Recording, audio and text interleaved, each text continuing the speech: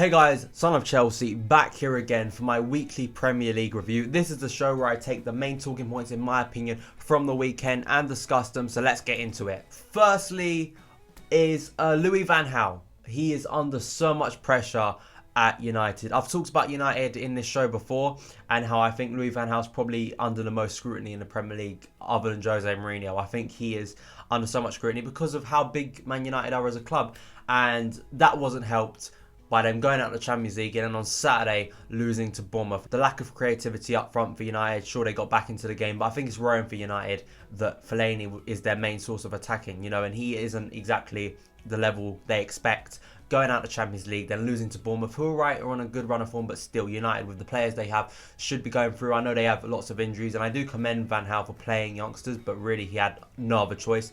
And the pressure's really on him, and I think the problem is for Van Gaal, he really is trying to build something at United. I think he definitely is trying to build something really for the next manager. I was talking to a United fan today, and he said basically he thinks that Van Gaal is building for the next manager. All the mistakes David Moyes made, he had to come in and fix that. So now he's trying to buy young players, he's trying to fit them into a system, so by the time whoever the next manager is at Man United can utilise them to full potential. But for United and the way football is, the way the media is, that's just not allowed. And if you spend any sort of money in the Premier League nowadays, you're under scrutiny straight away.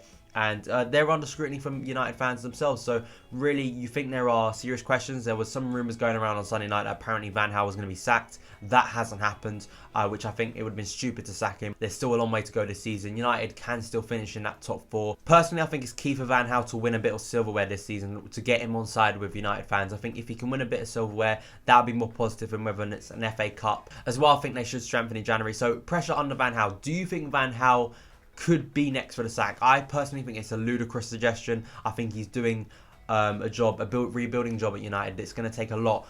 But what do you think, United fans? Do you want Louis Van Gaal out? Do you think he's doing a terrible job? What do you think are the problems at the moment at United? What do you think needs fixing? Next, probably the biggest shock other than Bournemouth beating United is Newcastle winning at White Hart Lane. Now, I've talked a lot about Newcastle in the recent weeks. I talked about them, how McLaren could be next for the sack when they had that awful game at Crystal Palace after an awful run. Then last week against Liverpool, they get a brilliant win. And then they go to White Hart Lane on Sunday from a goal down and win late on.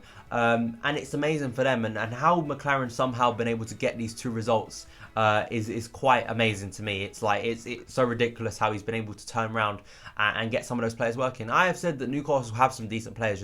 Wijnaldum. I think Perez on his day is a good striker to have. He's a good young striker, can bring pace, and of course scored the goal. Mitrovic as well can be a threat. He does know where the goal is, but those players haven't been working for him, but somehow now they've turned it around. Like Newcastle, I'm still not sure because they get a good run of results. They maybe get 2 or 3 really good results, and then they get a stupid result, and then it just falls back to the same thing. So I'm still not that sure on Newcastle. I still think they're going to be within that kind of bracket of 15th to 20th in the Premier League. I still do personally think that. Maybe some people disagree, but that's my opinion. But it has been a brilliant couple of weeks for Steve McLaren and Newcastle. Next is Aston Villa, who look cut adrift at this point, look more and more likely for relegation. They lost 2-0 to Arsenal, which was expected in most seasons. They do expect to lose to Arsenal, but it just adds more and more bad days for Aston Villa. They look more and more likely for relegation. I don't know how Remy Gard is going to fix this at Aston Villa. They look doomed. They look like they're set for relegation. And for a club like Aston Villa to be getting relegated, one of the most established clubs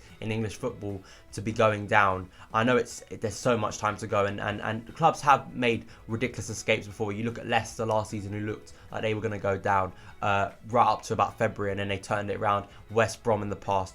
But this looks really bad for Aston Villa. They keep on losing. No kind of optimism from anywhere for them. So how are they going to turn it around? Let me know. If you're an Aston Villa fan, let me know. Do you think Aston Villa can stay up this season, or do you think already they're set for relegation? So that has been it for my Premier League review. Guys, let me know your thoughts on everything I've said in this week's review in the comments. Do you agree? Do you disagree? So thank you guys for watching this video. Follow me on Twitter at SonOfChelsea. Subscribe if you're new, and I will see you again.